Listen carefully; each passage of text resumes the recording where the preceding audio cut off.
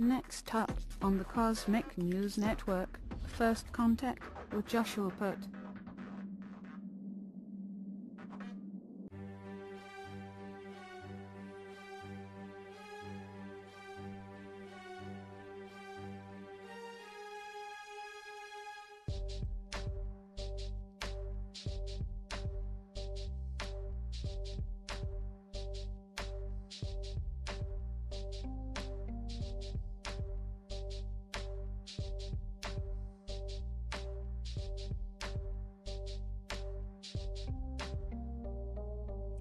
Good morning, Earthlings. How you doing today? Welcome back to First Contact Radio. Hope you had a good weekend. Lots of stuff went on. I'm going to try to give you an update as much as possible. Big weekend. Tons and tons of stuff that went on over this weekend that I want you to know about because you probably didn't hear it out there on the mainstream news. First off, let's get to our cosmic weather today. It's the 15th of August 2016. Our sun sign, as it was when we left last, was in Leo, and our moon sign has made an adjustment, and now it's moved from Leo to Capricorn. So let's take a look at what these two are, because I like to look at the tarot to represent them. This represents Leo. Leo, the card of strength. Okay, we have the animal nature here that's inside of each one of us. We have our imagination. We need to use our imagination to tame that which is inside of us, to bring it out and make it more creative. That's our sun sign, so we're focused on expressing the creativity within us, expressing and using our imagination to be able to temper that. Now, the moon sign has changed, and it's currently in Capricorn. Capricorn being the tarot card of the devil, all about illusion. Okay, all about illusion, because we have four elements we're dealing with. Well, five when we count spirit. We've got spirit, then we have fire, water, air, and earth. But it's the fire, which is ideas, the water, the emotions, the air, the expressions that all work together to create the earth.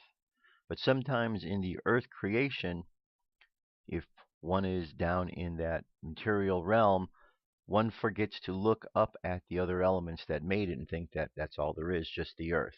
And that is the illusion. So this represents everything about the illusion of just what happens when we get caught up only in the material world and forget that the material world is actually affected by what goes on in the world of fire, water, and air, in the higher realms. So we need just to be aware of these things as we go to the day. Make sure we're not caught up in the physical, earthly illusions that go on, because that is really all that they are, earthly illusions. Earthly illusions. Okay, so some of the aspects we're looking at today. First one that we had up here already occurred 4:04 a.m. It was a conjunction between Capricorn and Pluto. Pluto again bringing deep transformative energies to us. And this would be in the realms of looking past illusion. Don't get caught up in the physical world, because that's too easy. We get caught up in that and it throws us off, because then we buy into everything that's going on, and that doesn't serve us so well. Coming up at 1:59 p.m., we have the moon sign Capricorn is going to be in a trine. Nice, good, positive, energetic combination there, and this involves Mercury, the communicator, to communicate ideas, the messenger. So we learn how to communicate our way through this illusionary process that is taking place. 8:25 p.m. need to deal with some healing. We need to find that part of ourselves that is wounded. We need to see the illusion of what it is versus what it isn't, so we can help ourselves to find the healing that we particularly need in that area. And then shortly after that, at 8:42 p.m., we have a square with Uranus, something unexpected, lessons we need to learn, physical reality, physical world lesson, something unexpected, a surprise. We need just to be able to deal with it and learn the lesson of it. And then finally at 9:45 p.m., Jupiter expands everything out, but then we go void of course.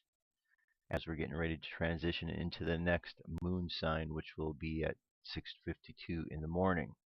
Okay, so today we got to look past the illusions, dealing with the idea of illusion, what that's all about. The moon phase is a waxing moon, still going upward. The 18th, 3 days from now, it's going to be up to the full moon again.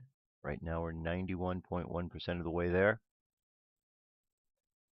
On the Jewish calendar, today is the 11th of Av, 11 Av. So we were concerned, and we were looking at this day, the 9 of Av, as a day when there might be something important or significant that goes on, simply because we've looked at the past, and from the past we've realized that there has been events that have occurred, sometimes specifically on that date, sometimes around that date. And though there wasn't anything that was a major calamity, there were lots of little things to add up to what's going on. The daily thought for today is mandate unmasked. As impossible as it sounds, and absurd as it may seem, the mandate of darkness is to become light. The mandate of busy, messy world is to find oneness.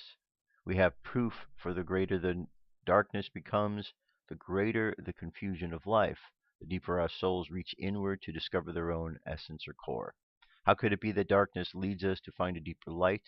That confusion leads us to find a deeper truth. It's only because the very act of existence was set from its beginning to know its own author. It says, in the beginning, God says, and it shall become light. And finally, taking a look over at space weather, solar wind is 310.5 kilometers per second. Our planetary K index currently is at a 1, so we're quiet. Might get a little bit higher than that over the next 24 hours, up to a 2, but that's not too much at all. We have not a little corona hole, looks like in the bottom, something up at the top. M-class flare possibilities at 1%, X-class is at 1%. Geomagnetic storm activity in the mid-latitudes is increasing.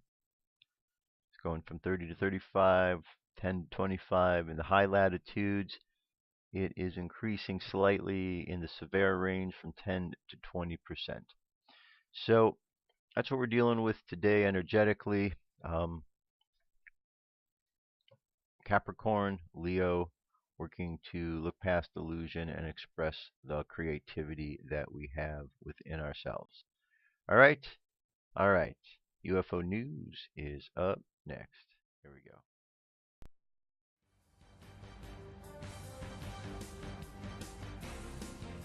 This is the UFO news with Joshua Poet. All right, Dirk, thank you very much. I have 4 good stories to tell you today. Actually, 5 I want to show you. The first story here comes to us from a trail cam. This took place in July last month. Here we see some lights out here, which the lights are in question. It looks like we have a fox that is there. It says most UFOs have cloaking technology. Most UFOs can be seen a little or a lot depending on the infrared light source. Here the trail cam tiny LED infrared flashlight caught the UFO. It was coming down over the fox to study it. The UFO may be only a drone, but it understands that there are small aliens that do fly smaller craft, but it's my assumption it's a drone, since it is safer for an alien to examine from afar. This video was sent in to Beams, titled Unexplained Lights in Garden. But no further details or message attached, even though we don't have any other background about this recording. We thought it was worth posting here. You can see, if anyone knows the mystery aerial thing it might be, a row of lights can be seen to swoop down from the top right at about 0:40. Notice how the fox seems to look up at something at the same time. It is simply some kind of glitch in the video, or is there something more interesting? Not sure. Okay, so we see the fox moving around there, and there's the object right there in question. Very interesting. What is that? Not sure.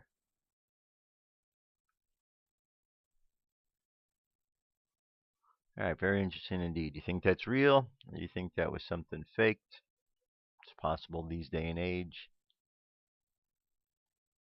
All right, next sighting here takes us to Australia. This took place on the 13th, Saturday.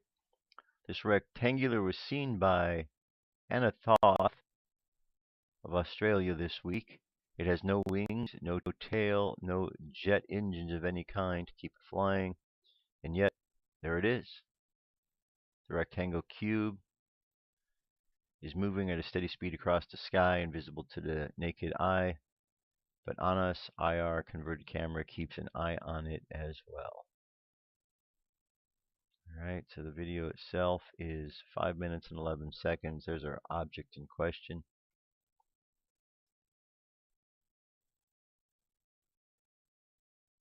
Okay, and it seems to be, as I said, going through a filter here so that we can look at it a little bit easier. Alright, let's move from this one on to the next one here. We have a UFO fleet flying information witnessed in different cities across Florida. Here's our object in question. We got the three lights here. This one here could be separate by itself, but you could almost imagine that there is a shape to it here. This might be a side, a front, so it looks like it could be a square object, maybe triangular. People from several cities in Florida, including West Chapellet's Odessa, Durndon, reported seeing a small fleet of bright UFOs flying towards a thunderstorm on the evening of the 11th. This goes back to 2012. Until now, 4 years later, UFO hunters are still wondering as to what transpired that night. Okay, this whole thing is moving. You can see it looks very triangular-like, moving together. And as I said, this goes back to 2012, but it is still a wonder what this was. Okay, that's somebody with a laser that's shooting that up there. So interesting indeed. And here we have another crop circle I want to show you, and this crop circle appeared. This crop circle is quite detailed, as you can see. This happened near Salisbury on the 12th. Let me play the video here, just get a few drone shots of it. But yeah, it's very complex, isn't it? I have an 8-minute, 40-second video.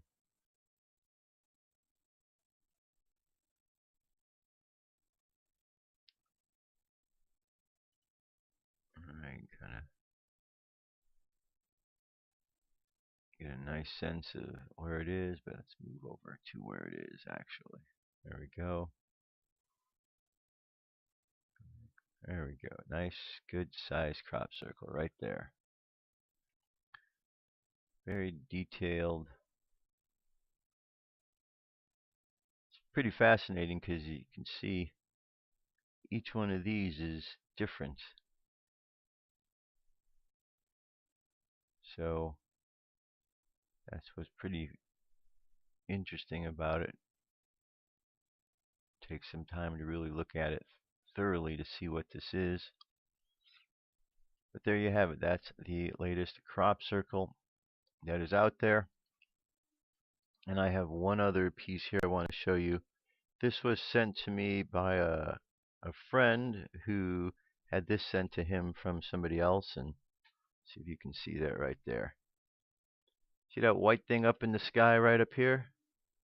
Okay, I've been hearing that there's been more of those being seen lately. This is a shot that looks like some cloaking went off. You can see the light source behind it coming from the clouds. Got these orange orbs down below, which is interesting. So, what is this? I don't know, but it was just sent to me, so I thought it was pretty fascinating just to see that object up there in the sky like that. Definitely, one more time, definitely something up in the sky there, right?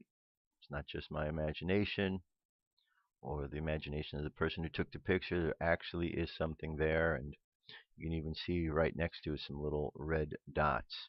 Not sure if those are camera dots, from reflections or anything, or if that is something that is part of the craft. But very interesting indeed. Interesting, interesting indeed. And there you go. That's our UFO news for today. I'll be back. We shall continue on with a whole bunch of more news. Stay tuned. What if our government was responsible for some of the greatest crimes against this nation? Would you really want to know? These are big questions, but these questions deserve answers. It's time to demand the truth. People should not be afraid of their governments. Governments should be afraid of them. 9/11 was an inside job. Kennedy was killed by the CIA. Jimmy Carter saw UFO. Answers to secrets you need to know. So wake up, wake up, wake up, wake up. Wake up, wake up, wake up. Wake up, wake up, wake up, wake up. Wake up, wake up, wake up.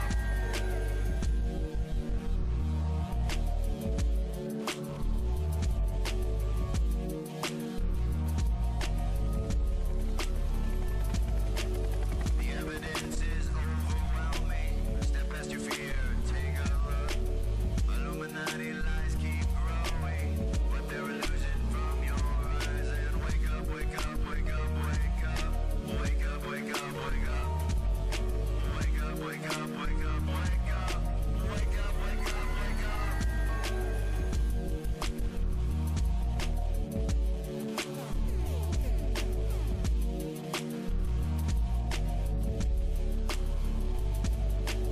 What would our founding fathers say if they were alive today?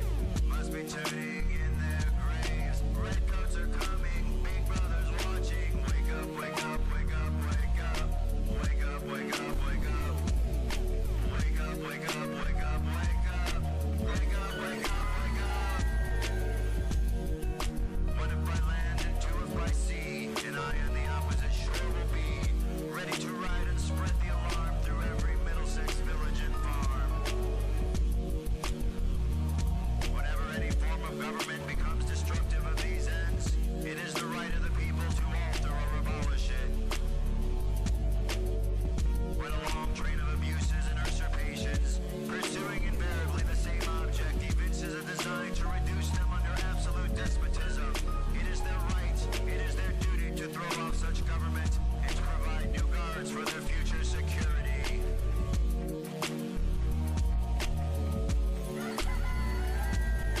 Wake up, wake up, wake up, wake up. Wake up, wake up, wake up. Wake up, wake up, wake up, wake up. Wake up, wake up, wake up. Wake up, wake up, wake up, wake up. Wake up, wake up, wake up. Wake up, wake up, wake up, wake up. Wake up, wake up, wake up. Patriots arise. It's time to demand the truth. All right, let's continue on. So, boy, it's been a busy, busy weekend. Busy indeed.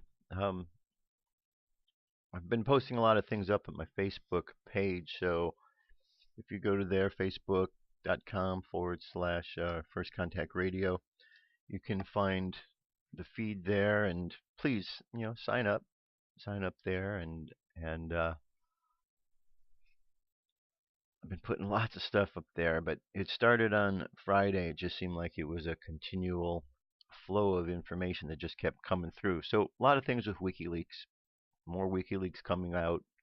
People are reading through them because there's been so much information from WikiLeaks that takes a lot to read through. And so in there, they're finding Huma Abedin connections to corrupt things that she's doing on the server she shouldn't have been on. There's links between her and Hillary to all kind of other, collusion, Clinton Foundation stuff. We've got this image right here. This is an image from one of Hillary's recent rallies. So you can see she's not drawing a very big crowd there, right? And then Saturday I woke up to this news story on Fox News. And it was a story that was done. It was a picture of one of Trump's events. Now, I had watched the event the day before because I told you I support Donald Trump. I like what he's about. He does like 2, sometimes 3 rallies a day. And you can go online, you can find the live streams to his events every single day, and you can watch them. They're all on YouTube, they're all live, and you can hear exactly uninterrupted what goes on. So I'm watching this event. He did an event in Kissimmee, Florida, and the event, like all of his events, were packed. Thousands and thousands of people. However, what you're going to see in this picture here is this image here. Now, this image was taken by this gentleman, Mike Sinon of Fox News, 35, out of Kissimmee. And he says, enthusiastic crowd, but by far the smallest rally for him I've seen yet, not even half full. What he failed to tell you is that this picture was taken 2 hours before this event, and people were just starting to enter the arena. What you see on the right-hand side here is an event that is packed, and this is after people had entered the arena and the event was beginning.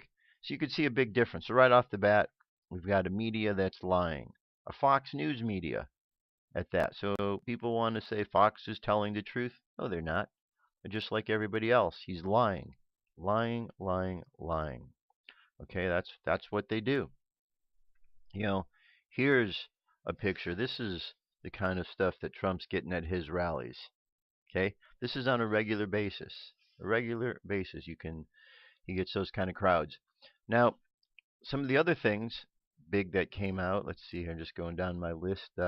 WikiLeaks. We've got a body count. Hillary's body count. There's a number of people who seem to die around Hillary Clinton. Most recently, we've got the staffer Seth Rich. Then we had the gentleman who had served the papers to the DNC about some of the corruption that they were going through, and a couple of days later he ends up dead. On and on. There's just a long body count of people that keep mysteriously dying. There was the leak of Hillary's health records. Now there's the story that the father of the doctor who leaked this information, he died. It's just disgusting what's going on out there. Absolutely disgusting. All right, and let's see. Let me go to here. I'm just going down the list of. Oh, there was on one of the hacks that was done was a hack of. You can see right here. This is a hack that contained a spreadsheet, and the spreadsheet was all of the Democratic members of the House of Representatives that had their phone numbers, the personal phone numbers, their cell phones, their emails, and then, of course, their Washington numbers. So this list went out, and people were calling. I made a couple calls myself. I called Nancy Pelosi, and I called Elijah Cummings. In both cases, no answer at the cell phone, went instantly to the voicemail, and the voicemails were packed up. So they did have the Washington numbers. I did call Nancy Pelosi's Washington number, left a message there, simple message to support Donald Trump, vote for him in November, because he was the best candidate for the job. So, then I saw the next day there was the article by Nancy Pelosi or about her and how she was all upset because she got bombarded with phone calls, which was to be expected because she's been involved with so much corruption and scandal for such a long time. I mean, you can go back and you could look at like Nancy Pelosi. You could see her connections to Jim Jones and the things that she was doing and the influence that she had with him and vice versa, or that he had over her. Just a lot of nonsense. Not just her, but so many of the Democratic Party is just really out of whack. I've said it before, I'll say it again. Liberalism is truly a mental disorder. And the more I see what people are doing on the liberal side of things and where their minds are at these days, it makes no sense. It absolutely makes no sense to me, and I'm not the only one who feels that way. There's a lot of people wondering what's going on. There's been some really good stuff coming up with Judge Napolitano. He's been talking. Rand Paul, Judge Gene over on Fox. They're all like now really standing up and exposing a bit more of the things going on. Rand Paul's been talking about the connections between Trump, between Obama and Hillary and ISIS, and talking about the corruption there. So it's good to see what's going on. Got a video there, Hillary talking about Australian-style gun confiscation, how we should give that a try.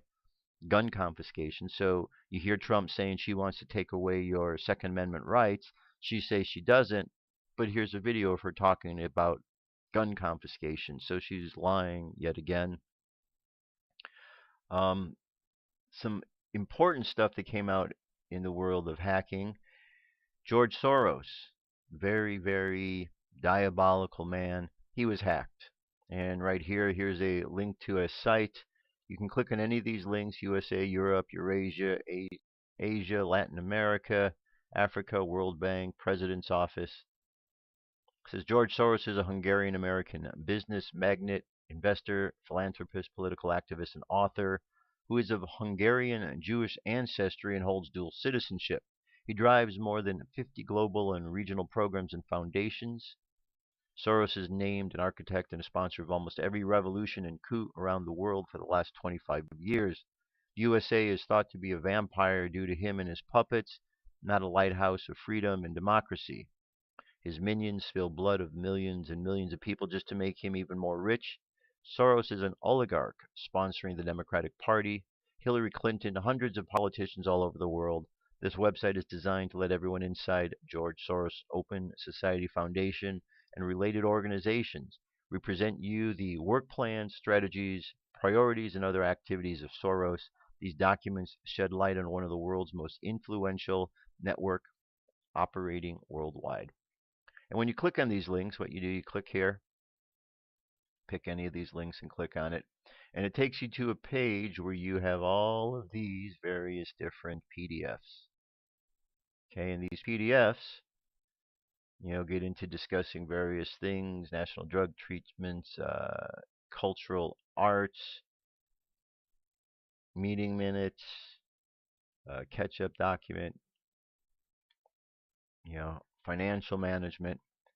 So what you have here as you go through each one of these are numerous places where you can actually read various correspondence or documents where he is influencing and has influenced world affairs. Now, he's an investor, a donor, philanthropist. He's not a politician. He's not supposed to be influencing things like he does.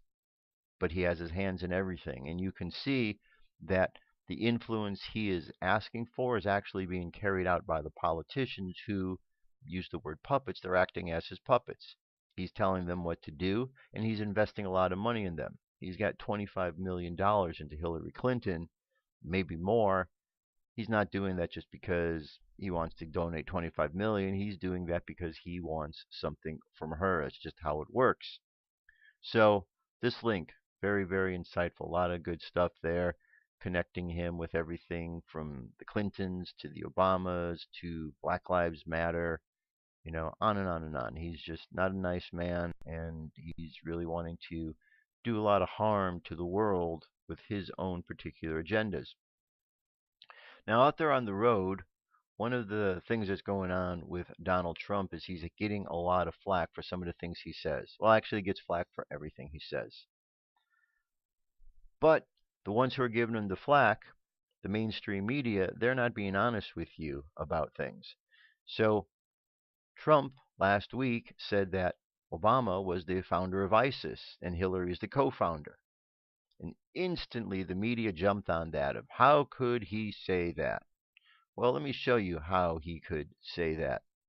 Here we have an article going back. It says the 2012 Pentagon report warned Obama was creating ISIS. Donald Trump's declaration this week at a campaign rally that President Obama and Hillary Clinton founded ISIS drew outrage from establishment media, and the Republican nominee now insists he was being sarcastic. But a Defense Intelligence Agency document declassified last year shows the Obama administration was warned in 2012 that it continued its policies a radical Islamic regime could form in eastern Syria. All right, so we've got this. That's one confirmation right there. Let me get over to the next one here. Here is another story that came out. CIA officer. Obama is a Muslim agent with Brotherhood ties to take down USA. Well, that's not mincing any words. That kind of ties right in with what has been said. I mean, take a look. It says Claire Lopez is a former CIA officer. She is risking her professional career to call out President Barack Obama in the biggest way possible.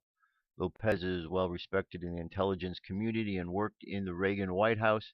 After 2 decades in the field with the CIA as an instructor for special forces and intelligence students, Lopez is now at the Center for Security Policy Management, the Counter Jihad and Sharia programs. She's now claiming Obama is why America has completely switched sides during the war on terrorism. America is supporting the enemy, especially through the Muslim Brotherhood. Okay, there's more to read there. I'm going to leave that for you. We're going to go on to the next piece here. This next piece here, breaking 4-star Admiral makes huge announcement about Obama and the Muslim Brotherhood. Retired 4-star U.S. Navy Admiral James Ace Lyons was recently at the National Press Club, and his claims are shocking. It appears that Obama regime has fully infiltrated the Muslim Brotherhood terrorism front group on every level, and that pro-radical Islam group is also in every level of U.S. security agencies. Lyons went on to say that the transformation of America has been in full swing since 2008, and when Obama campaigned on the platform to fundamentally transform America, Obama has done exactly that. All right, and then of course, it keeps going. There's more. There is more. This next one up here is Hezbollah. Come on now. The next one up here is about the head of Hezbollah, who is talking about the. Here we go. Hezbollah leader. Trump is right. Obama founded ISIS. Hezbollah leader Nasrallah agreed with Donald Trump in a speech on Saturday. The Shiite leader told supporters that the Obama administration founded ISIS. Said the leader of Lebanon's militant Hezbollah group agreed with Donald Trump when he said President Obama founded ISIS. This is an American president candidate who is saying this. What he says is based on facts and documents, said Nasrallah. According to the Associated Press, Trump Wednesday called Obama the founder of ISIS and Democratic rival Hillary Clinton the co-founder. Okay, so there's also up at the page, the Facebook page, I've got another one where you have Putin talking about ISIS and how ISIS came into being, and again he goes into talking about Obama. So we have enough confirmation coming from various sources to back up what Donald Trump was saying. We still have those who are in the liberal media. We still have those who are not paying attention, will dispute this. We've got a former CIA operative. We have a retired admiral. We have the head of Hezbollah. We have a Pentagon report from 2012. There's 4 things right there. I can guarantee you if you go through and you dig through some more, you'll find a whole lot more. Okay? And I have some other links on the website and stuff. So why is this important to know this? Why is this important for this to be brought to light? Because there is a plan in effect to take down America. A plan in effect to take down America, believe it or not. And here's an article. This is over at from Walid Shubat.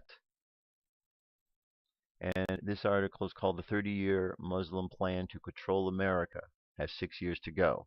So this was written in 2014. So if we had 6 years to go then, that means we're down to, since 2016, we're down to 4 years to go. Okay, 4 years to go. So let's see, can we figure out what 4 years? Well, that would be over the term of the next president. So if there's a president that's in office that wants to continue to support this Muslim agenda, then there's your 4 years right there. So this agenda, in order to complete itself, is going to really need the assistance of the president. And we know that Obama, from what I just showed you, is connected to the Muslim Brotherhood. We know that he has been assisting them and has been, and as I said, a founder of ISIS. So he has certainly helped them. And we know Hillary wants to continue on with that. Who's standing up against them right now? Who's speaking out against them? Well, one of those is Donald Trump. So that is why they don't like what he's about, because he's standing up against the corruption that they are. Now, here's another article.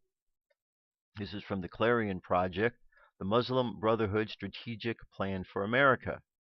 The following is the official document from a 1991 meeting which outlines the Muslim Brotherhood's strategic goals for North America.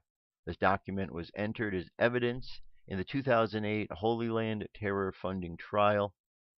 Federal investigators found that the document is in the house of Ismail Embassi, a founder of the Day al-Hira Mosque on Falls Church, Virginia, during his 2004 search. Al-Baras was a member of the Palestinian community, which the Muslim Brotherhood had created to support Hamas in the United States. The original document in Arabic follows the English translation.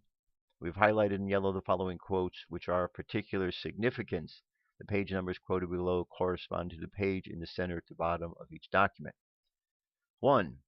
Page 4. The establishment of Islam in North America, meaning establishing an effective and a stable Islamic movement led by the Muslim Brotherhood, which adopts Muslims' causes domestically and globally, and which works to expand the observant Muslim base, aims at unifying and directing Muslim efforts, presents Islam as a civilization alternative, and supports the global Islamic state wherever it is.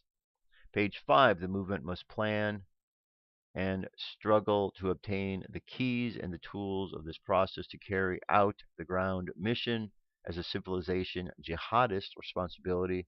Page 7, the process of settlement is a civilization jihadist process with all of the word means. The Iraqi Muslim Brotherhood must understand that their work in America is a kind of grand jihad in eliminating and destroying the Western civilization from within and sabotaging its miserable house by their hands and the hands of its believers. We must possess a mastery of the art of the coalition, the art of absorption, and the principle of cooperation.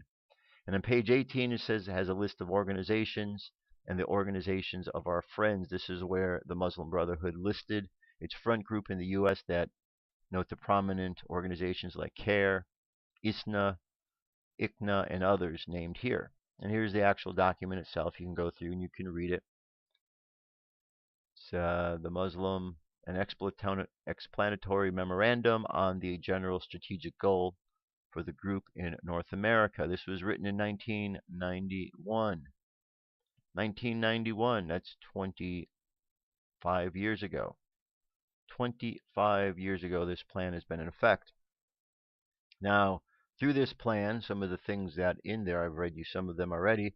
Some of the other things that are in this plan include how they're going to take over America. And one way that they were going to do it was to go onto the college campuses to indoctrinate the students into understanding this ideology. So they have these branches of the Muslim Brotherhood, these Islamic branches and universities. There are more of these branches, of these Islamic branches out there at universities. There are more of them than there are of Democratic and Republican chapters combined. Okay, so there's more of those teachings. So the students are going and they're being taught these principles and they're being indoctrinated to look at that culture and to hate America. So that's why you have these college kids that are not appreciating what's going on here, because their minds are being indoctrinated into something else. Well, the program was so successful, they decided that let's expand it. Let's go into the public education system and let's work with younger kids. So they started doing that, and it outlines the program of how kids are taught in grade schools these Islamic principles.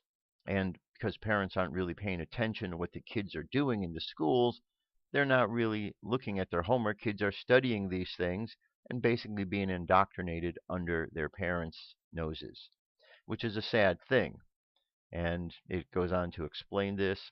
It's really kind of, you know, incredible that we're allowing this to happen. So we have a president who's connected to the Muslim Brotherhood. We have a general, an admiral. We have a CIA agent. We have a Pentagon report who's confirmed that he's connected.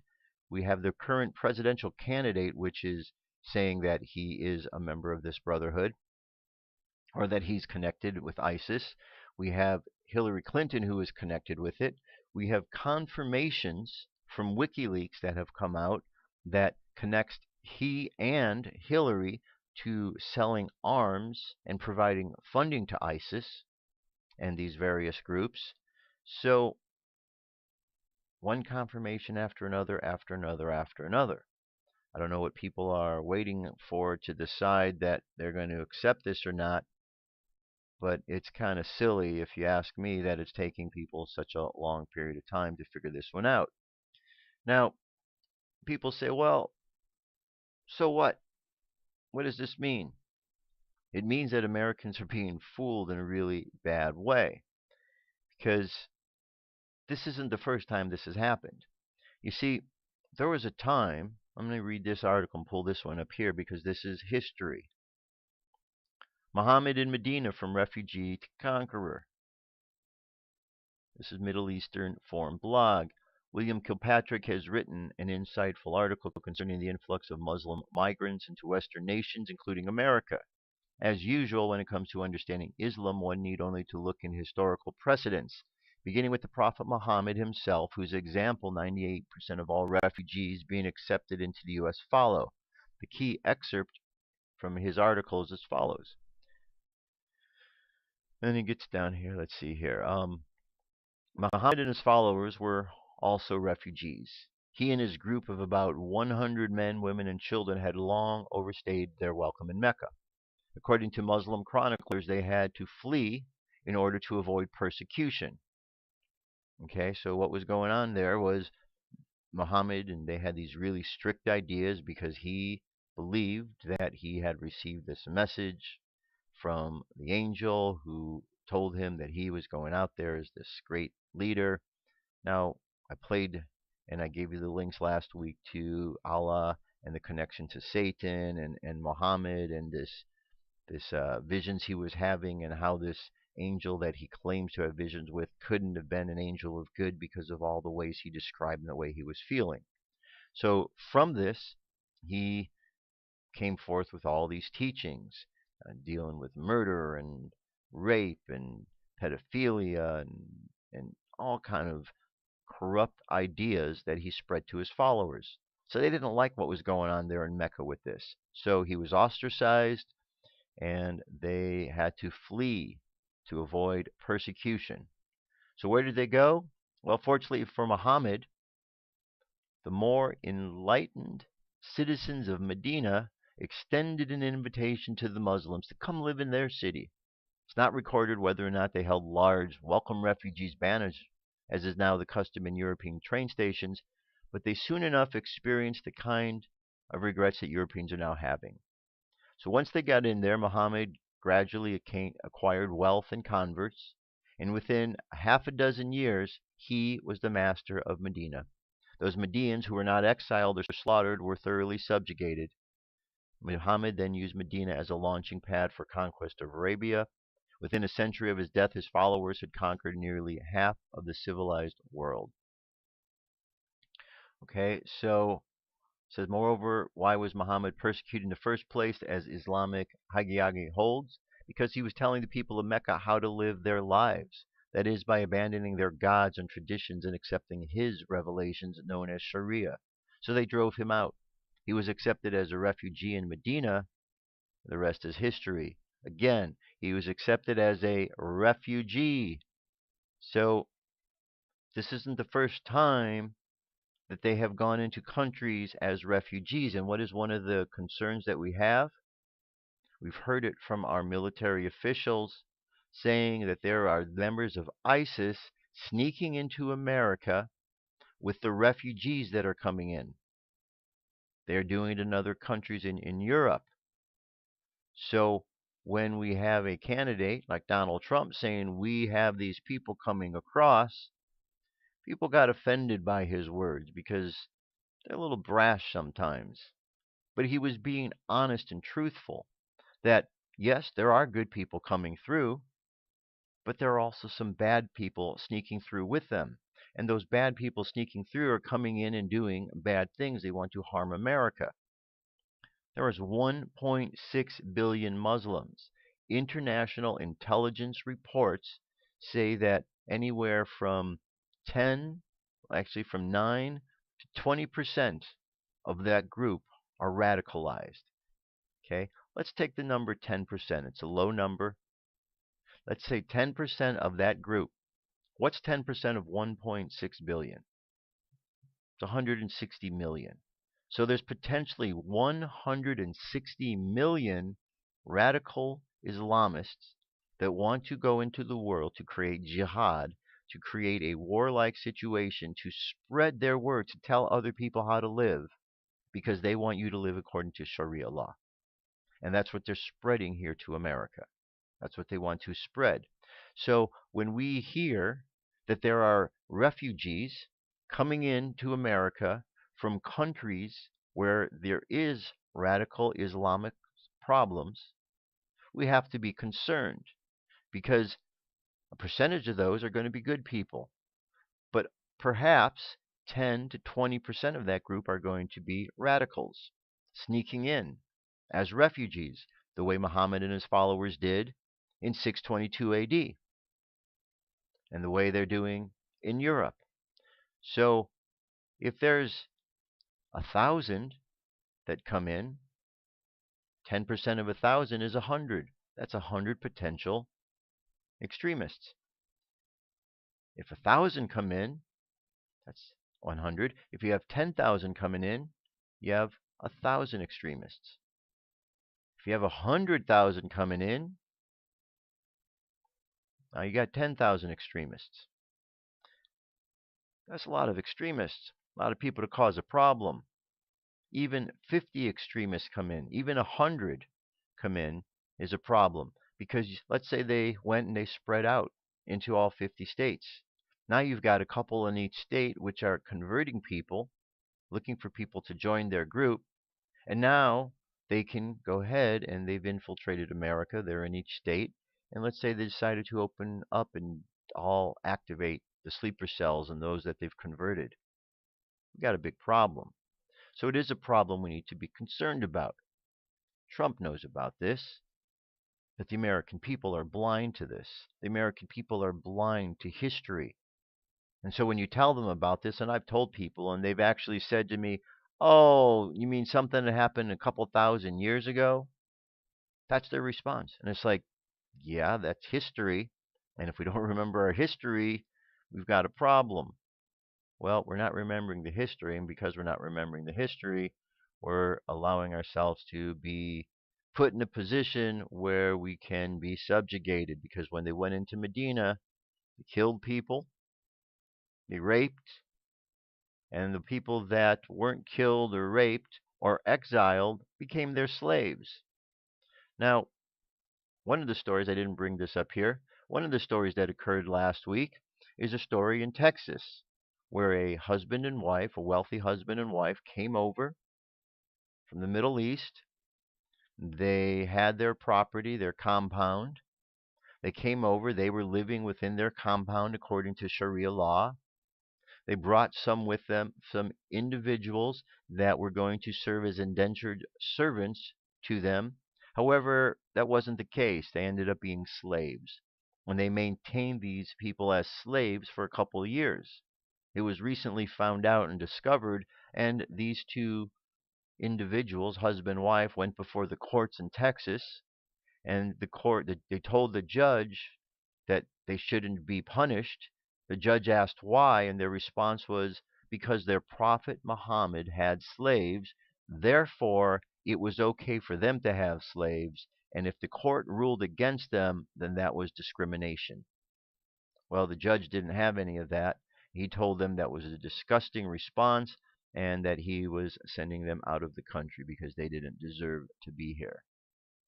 So it's alive and well what's going on out there. There's not an end to the slavery issue. Muslims have been enslaving people for a long, long time. You know the battle hymn, the Marine fight song from the shores of Tripoli? They were fighting the Muslims in Tripoli. You know why the Marines are called leathernecks? Because they were fighting the Muslims who would cut off heads. So they would wear the leather collars to protect them from this potential activity of being killed by having their head cut off. So Muslim problems have been going on for a long while. We can look and see all the slavery that they have been involved with, the slave trades. If the African American community here in America really wanted to understand what was going on with slavery and point the finger at the right group, they would be looking at the Muslims. They would be looking at the groups that actually enslaved them and are continuing to enslave people around the world. Not only blacks, but whites and, whoever they run across. That's just what they do. Why? Because their prophet Muhammad had slaves. Their prophet Muhammad was a pedophile. He was married to a 9-year-old. He had multiple wives. Their prophet Muhammad killed, murdered. Their prophet Muhammad believed that lying was okay as long as it advanced the cause of Islam.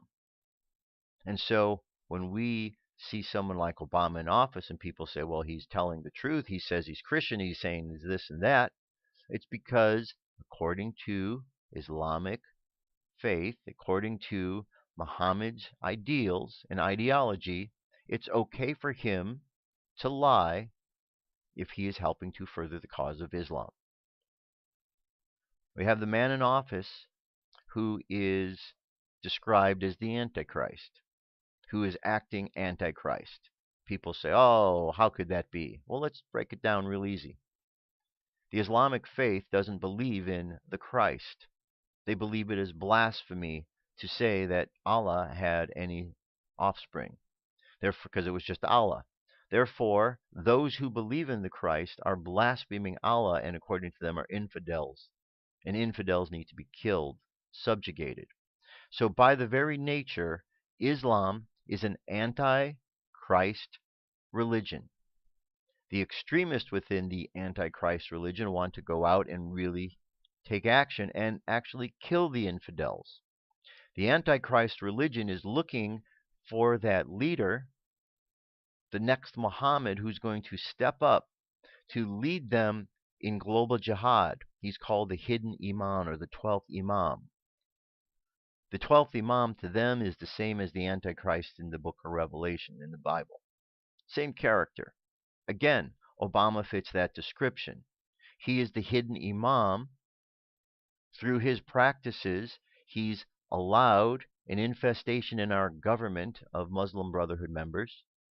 Through his policies, he's opened the door for more of these refugees to come into America, which we know now are simply a Trojan horse of bringing these radicals into America.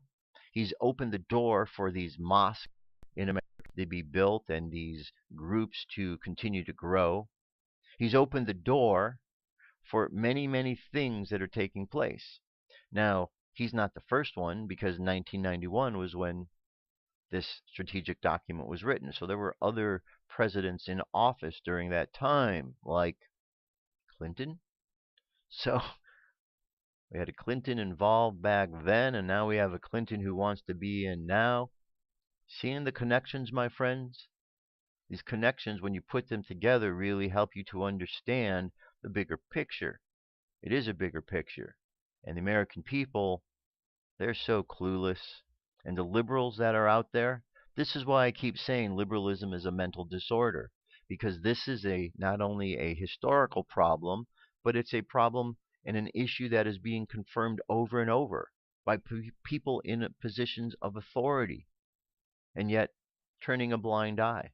Obama wears a ring on his finger with a dedication to Allah, and yet people still turn a blind eye to that, not understanding because he said he was Christian. But they say that it's okay to lie in order to further the cause of Islam. Now, in 2012, there was a propaganda ban that was lifted. And this is a good reminder of why we're not being told the truth. U.S. quietly repeals propaganda ban, spreads government-made news to Americans. For decades, a so-called anti-propaganda law prevented the U.S. government's mammoth broadcasting arm from delivering programming to American audiences. But this month, that came silently to an end with the implementation passed in January. The result, an unleashing of thousands of hours per week of governmental-funded radio and TV programs for domestic U.S. consumption in a reform initially criticized as a green light for U.S. domestic propaganda efforts. So what just happened? Until this month, a vast ocean of the United States programming produced by the Broadcasting Board of Governors, such as Voice for America, Radio Free Europe, Radio Liberty, and the Middle East Broadcasting Networks, could only be viewed or listened to at broadcast quality in foreign nations. The programming varies in tone and quality, but its breadth is vast. It's viewed in more than 100 countries, 61 languages. The topics covered include human rights, abuses in Iran, self-immolation in Tibet, human trafficking across Asia, and on the ground reporting in Egypt and Iraq. The restriction of these broadcasts was due to the Smith-Mundt Act, a long-standing piece of legislation that has been amended numerous times over the years, perhaps consequently by Arkansas Senator William J. Fulbright in the 70s. Fulbright was no friend of VOA and Radio Free Europe, and it moved to restrict them from domestic distribution. Okay, so there's more to this article. I'm going to leave that to you to read. So now the government can do propaganda upon the people, which means they are telling the media what to say. We already knew this was going on because in 1917 the media was taken over by the Council on Foreign Relations. And as time went on, they've simply looking to gain more and more control. Not only did they have control of the media, but they've taken it now the step further that they can actually lie to the people. They call it propaganda. That's lying. That's pushing an agenda. So when the media goes on and tells you a story, you're getting a piece of propaganda. Every day people turn on the media. They turn on Fox News and they think they're getting real news. You know what you should do? Here's my suggestion. Take a card, an index card, and write on it. In 1917, the Council on Foreign Relations took control of the media, and tape that to the front of your TV. So whenever you turn that TV on, you sit there and you remind yourself that that media has been controlled since 1917, 100 years.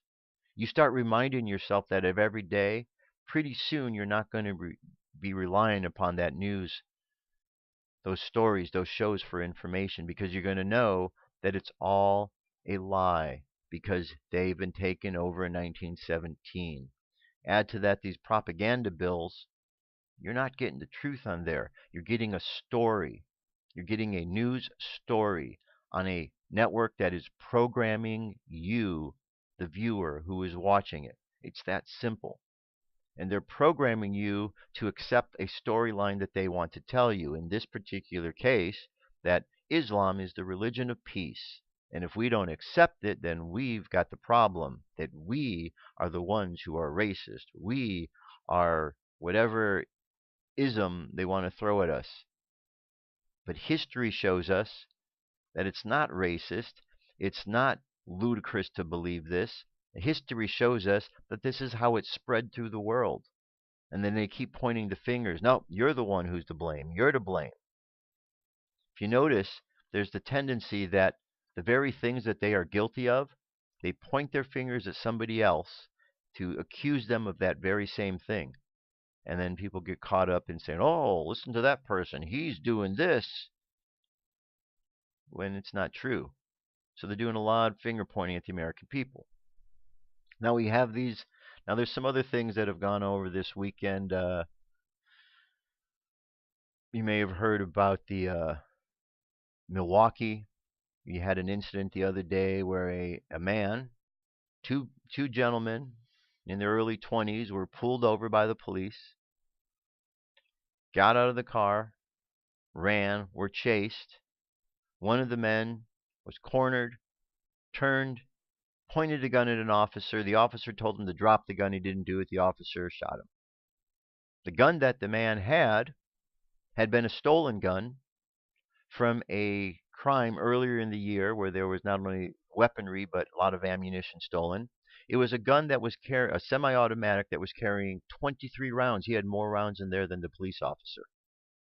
This guy was shot, and he died. He was shot in the chest and the arm. He died. This guy has a criminal record, a long criminal record. Yesterday during the press conference, David Clark read that criminal record. The other guy didn't get shot. He just got caught. He didn't point any guns to police. Right after the shooting, you have many African Americans out there in Wisconsin, Milwaukee, decided that they were going to jump up and avenge this guy's death because he was such an honorable person. And so they're out there and they started rioting. They started attacking the cops. They broke windows. They set cop cars on fire. They set buildings on fire. By the time it was all done, 6 stores were burned down as well as a gas station in their own community. So now the people aren't going to be able to go to these stores. The people aren't going to be able to go and get the gas that they need because a group of thugs decided that they were going to riot and protest because another thug was killed after pointing a gun at the police, but they're going with the narrative that this guy was shot in the back and how dare the police do it. Racism, racism. And then they were running through the streets saying kill or beat up whatever white person you see. But the officer that did the shooting was a black officer. Go back to the propaganda story. Look at all the lies you're being told about what's going on. So that situation continued to escalate, so they brought out the National Guard, and now the National Guard is out there. Last night there were more riots and things that were going on. It wasn't quite like the first night, but there was people that were shot last night. There were fires. There was nonsense that was taking place. And then, of course, we also have some of the latest bombshell stuff on Hillary Clinton's health. I told you that the doctor who released some of this stuff, his father was killed. Now you have stuff coming out from other doctors and others saying that she appears to have Parkinson's disease. And then there's a story comes out saying leaked information from the Secret Service that she is really sick.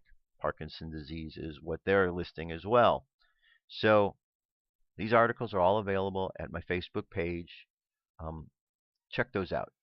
Read through it, send them, share them. So what can we do about all of this? What we need to do is we need to change the leadership that's in Washington right now. We cannot allow another continuation of any more years of what the current administration is doing.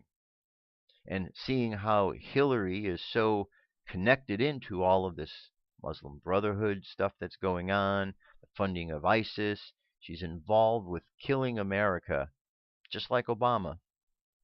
She can't get into office because that's just going to take us down the path, and that'll take us to, what I said, 4 more years for this Muslim Brotherhood plan to destroy America. 4 years left. She'll bring the close to all of that. We need to have that stop. The only way we're going to stop that is to get somebody in office that wants to fight against it. And right now, the one who wants to fight against that, who is bringing it to light, is Donald Trump. Everyone's against him. All of the media is using their propaganda against him.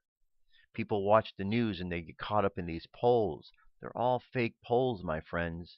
They're fake polls trying to get people to give up. They're hoping that people are going to be simple-minded and give up easily, saying, oh, look at these polls, Trump is behind. But I showed you the picture of Hillary's rallies. Hillary's getting a minimum amount of people, 100 or less, maybe 200.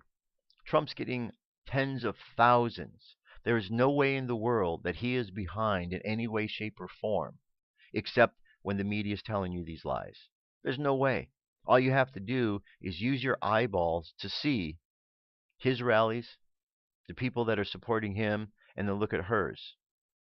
It's a no-brainer. But if one believes the lies of the media that was taken over in 1917 and has continued to work against the people by adding propaganda into the mix, then the American people is just going to continue to believe the story that they're told rather than investigating what is really taking place. And that's a shame because it's hurting America. I often wonder, do those in the mainstream media who are telling these lies, don't they have families that they want to protect every bit as much as everybody else that has a family that they want to protect? I'm sure that they do. So why would they lie about something that could potentially hurt them and their families? Makes no sense. Is the money really that worth it? Do they think they're somehow immune from these problems? They seem to.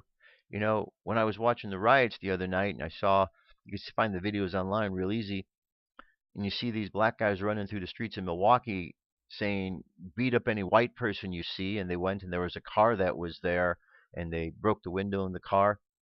I don't recall them at any moment stopping and saying, excuse me, are you a liberal or are you a conservative?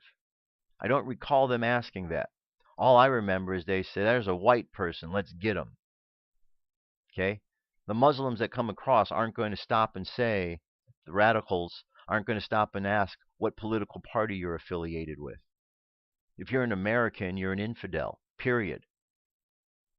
If you happen to be a member of the homosexual community, doesn't matter what political affiliation. You're an infidel, and in their book tells them that you need to die. That's why in their countries they ban people coming over there, or they kill people like this. You may have heard the story of dumbass Will Smith last week in his anti-American comments. Well, the day after that was made, there was a big story about Dubai, how they held this woman who was transgender for many hours, and then they wouldn't let her into the country because they don't let people like that into the country. Yet the day before, Will Smith is on spouting stupidity about he was over there to prove that there really isn't an issue. Well, take your son over there in a dress and see what kind of issue there is. He won't do that.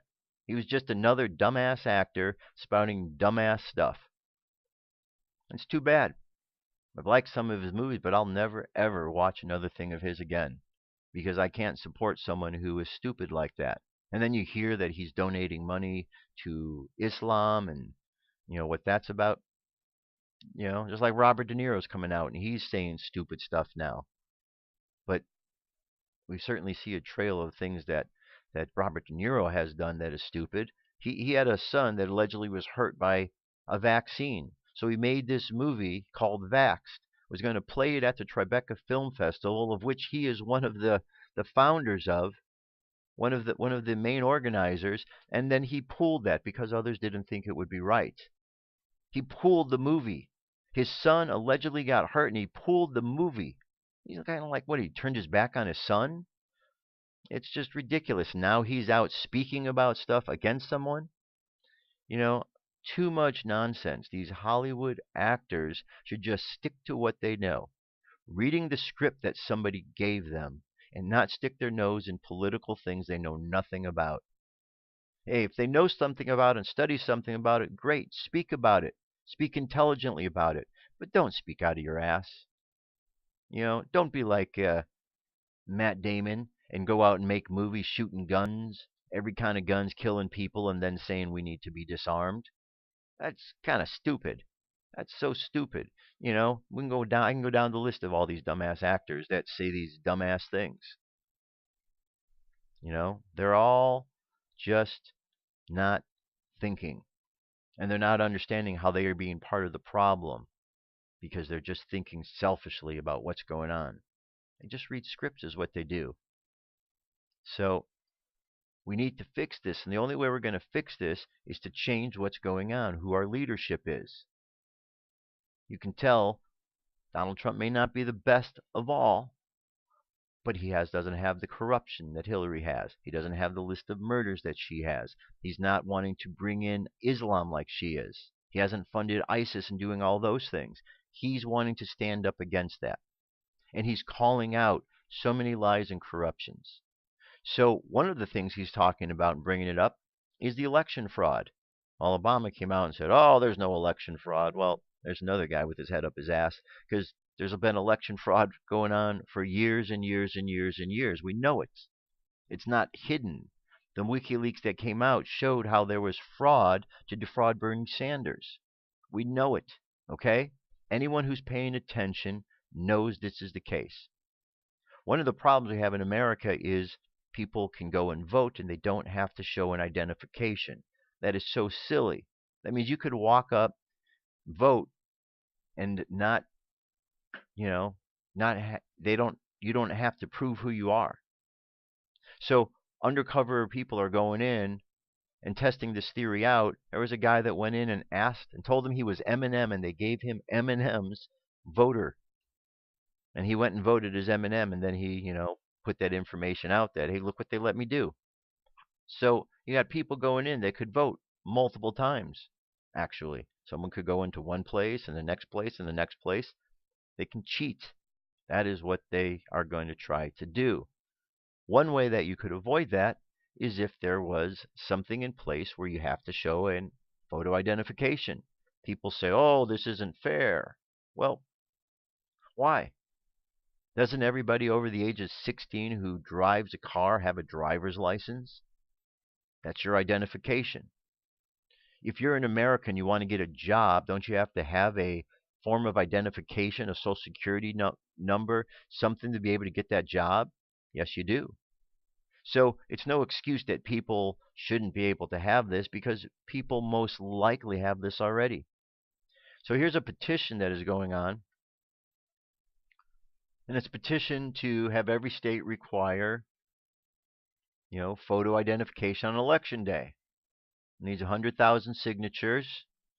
And right now it looks like there's 1,144.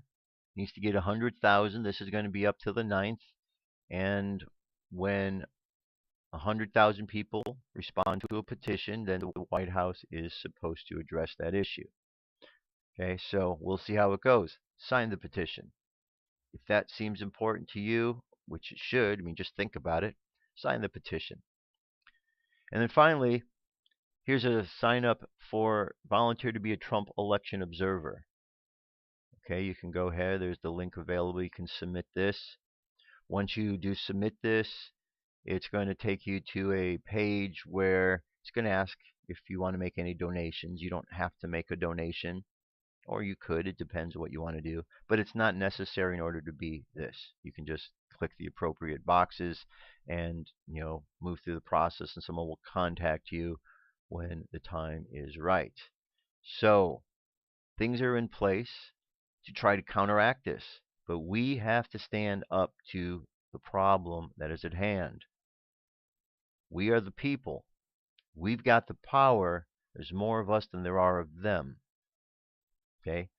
We just need to stand up. We need to understand these lies, and Donald Trump's exposing these lies left and right, and he's scaring a lot of people because they, in the media, part of the establishment, want to keep the lies going.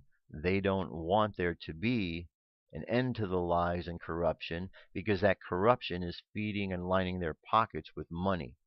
So they'd rather have the money and have America burned down than actually to help America. What they're not understanding is, as these principles come into place and as United States is taken over, America will not be like United States, and the things that they think they're going to enjoy, the freedoms, will not be there. So they're really basically hurting themselves by what they're doing. But they don't understand. Why? Because liberalism is a mental disorder. Period. Okay? The more you understand that, the more it makes sense. The more you understand what they're saying, the more you realize the reality of that statement. All right, so I know that was long-winded. I want to catch you up on everything. I think I did a good job of catching you up on basically what's going on. These links are all available at my Facebook page there. You can go check it out. Go down there. There's some great links, great research, great stories. And then, of course, the firstcontactradio.com will have all of the stories that I showed you today and the links to those. All right, so let's switch gears here because we know we have problems, but we can't just look at problems without a solution. The solution, as I've been saying, is we can't just be in the material. We have to look at the fire, the water, and the air that makes up the material. Because in the fire, water, air, in those higher, different energetic realms, we have the ability to manifest a new reality. We have the ability to change what's going on in the physical. Okay, so we go there, and that's where we do it. So let's take a look at some things here. Here's one article: 9 mind-bending epiphanies that turned my world upside down. Over the years, I've learned dozens of tricks and insights that make life more fulfilling. They've added up to more significant improvement in the ease and quality of my day-to-day life. But the major breakthroughs have come through a handful of insights that completely rocked my world and redefined reality forever. The world now seems to be a completely different one than I lived in about 10 years ago. When I started looking at the mechanics or quality of life, it wasn't the world and its people that changed, it was how I thought of it. So I'm just going to go over the basic ideas. One, you are not your mind. The first time I heard that, I say I didn't like the sound of that one. Else, what could it be? I'd taken for granted that the mental chatter in my head was the central me, and that all the experiences in my life were happening to. Life only unfolds in moments. 3, the quality of life is determined by how we deal with those moments, not which moments happen and which ones don't. Good point. Most of life is imaginary. We're talking about that, the illusions, physical reality, the physical world. Human beings have evolved to suffer, and we are better at suffering than anyone else. It sounds kind of strange, but we certainly do. Read the Declaration of Independence, and it confirms that we are more willing to suffer as long as suffering is possible to actually right the ship. Emotions exist to make us biased. Okay, emotions are something that we can push the buttons and they throw us one way or another. We need to get control of those. All people operate with the same 2 motivations: to fulfill their desires, to escape their suffering. Learning this allowed me to finally make a sense of how people can hurt each other so badly.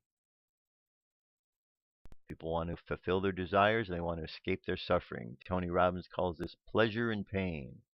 Trying to get pleasure while avoiding pain. 8, beliefs are nothing to be proud of because beliefs don't equal facts. Beliefs are something that we personally believe. And finally, objectivity is subjective.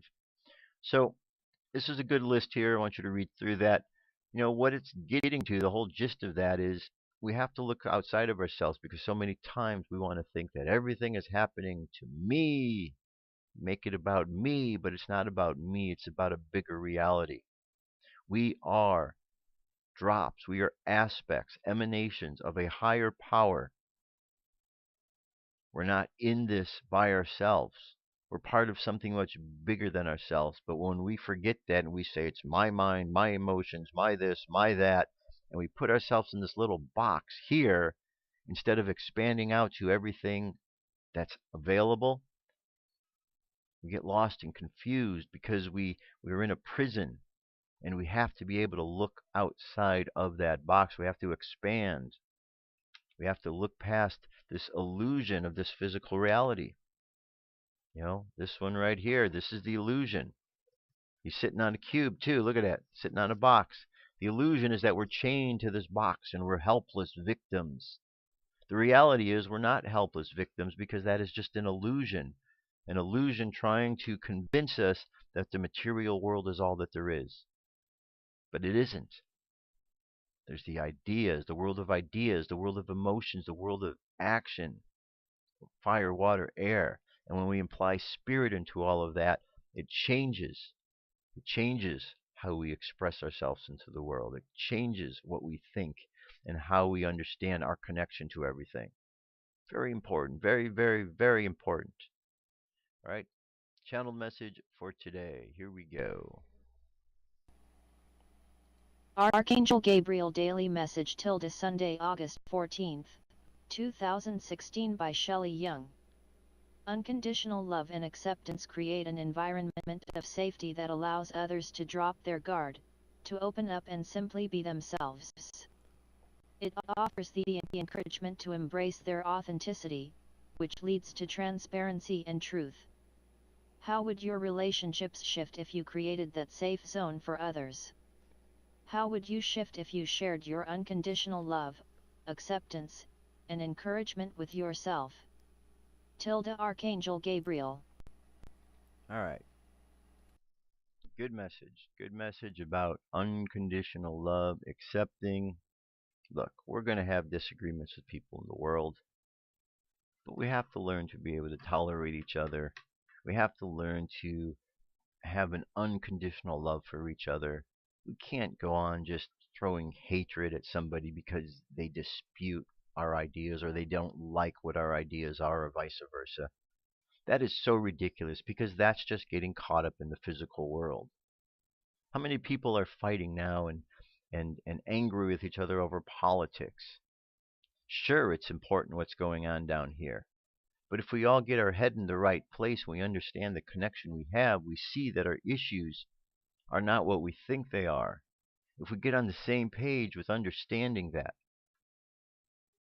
we're going to be in a much better situation. So we can't get caught up in being greedy and selfish and angry, because all that does is just tear us apart.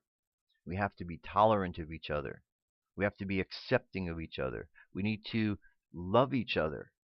We need to understand that we are all in this together. All of us together. And we need to be able to understand that there is ugliness and darkness in this world that is trying to hurt and distort all of that goodness. And sometimes we need to stand up against that. But if our eyes are closed and we don't see, then we end up getting involved in supporting the very things that is hurting us. And that does no good to anybody. No good to anybody at all. So it's up to us, my friends. But it's all about remembering that connection to Source that flows through us. Connection to Source that flows through each and every one of us. All right, let's do our meditation. Close your eyes. Take a deep breath. And exhale. Take another deep breath. And exhale again. And another breath. And exhale. Now, let's imagine ourselves looking at the world and seeing everything that's going on in this physical reality. And as we see this, we understand how easy it is to get caught up in the day-to-day activities. And as we continue to move and through these daily activities, and we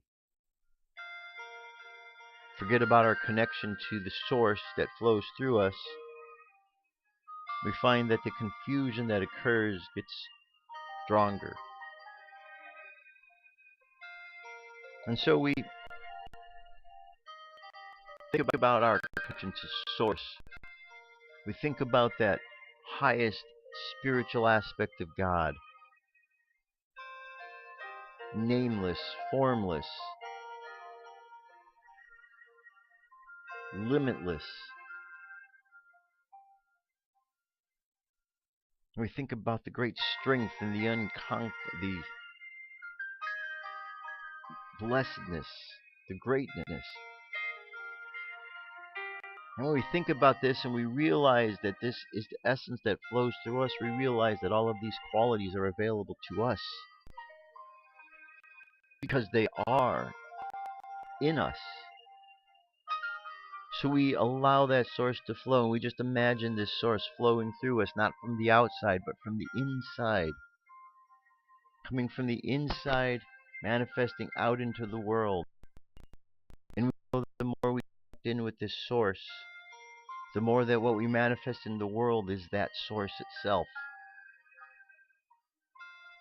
a source that does not want for anything,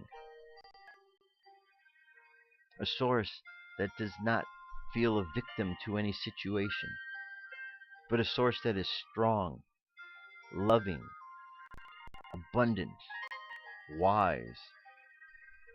So we simply go through this day, imagining our connection to this source, feeling this connection, and remembering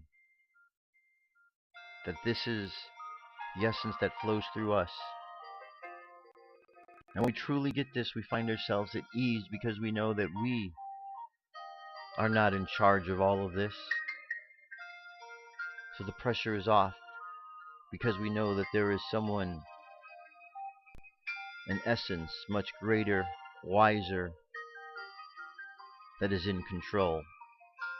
We simply play our part as one of many beings expressing this energy into the world. So let the subconscious mind continue on that journey of observing and connecting with this source, appreciating this source.